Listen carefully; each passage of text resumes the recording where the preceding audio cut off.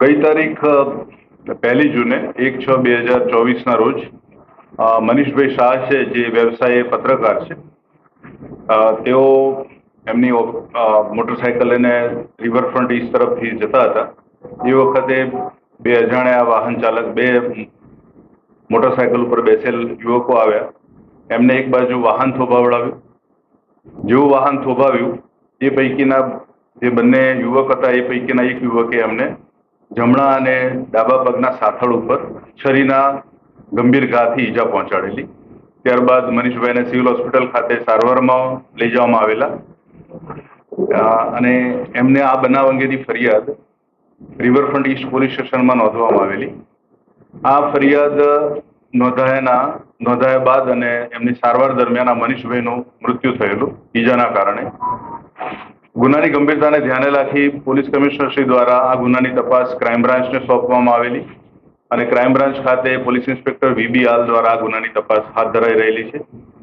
આ ગુનાની તપાસમાં જ્યારે ઈજા કરનાર, હુમલો કરનાર વ્યક્તિઓની કોઈ ઓળખ નહોતી, એટલે મનીષભાઈના રહેણાંક વિસ્તારમાં પણ તપાસ કરવામાં આવી, એમના સંપર્કોની પણ તપાસ કરવામાં આવી અને એ તપાસ દરમિયાન જાણવા મળ્યું કે મનીષભાઈને એમના રહેણાંક વિસ્તારમાં, એ જે સોસાયટીમાં વટવા ખાતે રહેતા હતા, ત્યાં પણ ઘણા બધા લોકો સાથે એમને અણબનાવ હતો।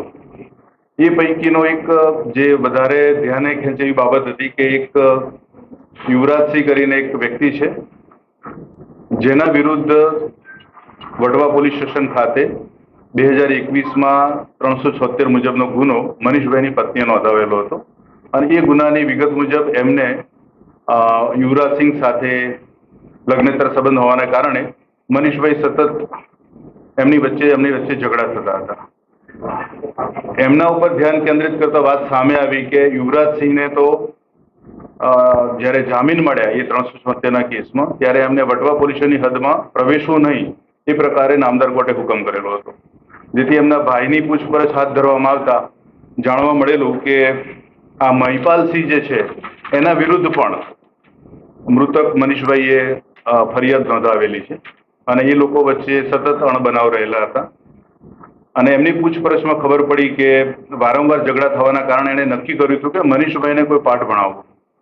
એટલે એમણે નક્કી કર્યું કે એમને કોઈ નાની મોટી સરખી ઈજા પહોંચાડવાથી જો ડરી જાય તો આ પ્રકારની પ્રવૃત્તિ બંધ કરે।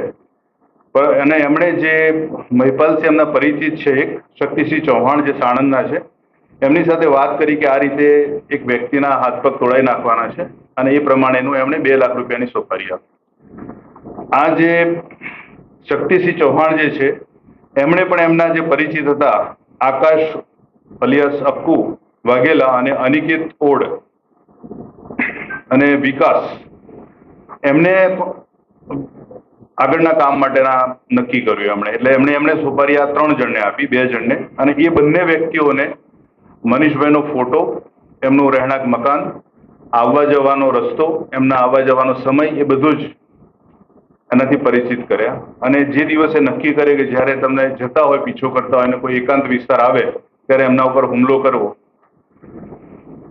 એટલે જ્યારે આ રિવરફ્રન્ટ ઉપરથી મોટરસાયકલ લઈને પસાર થતા હતા મનીષભાઈ, એ વખતે આ બંને જણે, એ પણ લોકો એક્સેસ એટલે 2 વ્હીલર ઉપર જ આવેલા અને એમને ઈશારાથી એમને થોભાવ્યા અને તરત જ એમના ઉપર હુમલો કર્યો અને એ જે ગંભીર ઈજા થઈ એના કારણે મનીષભાઈનું મૃત્યુ થયું છે।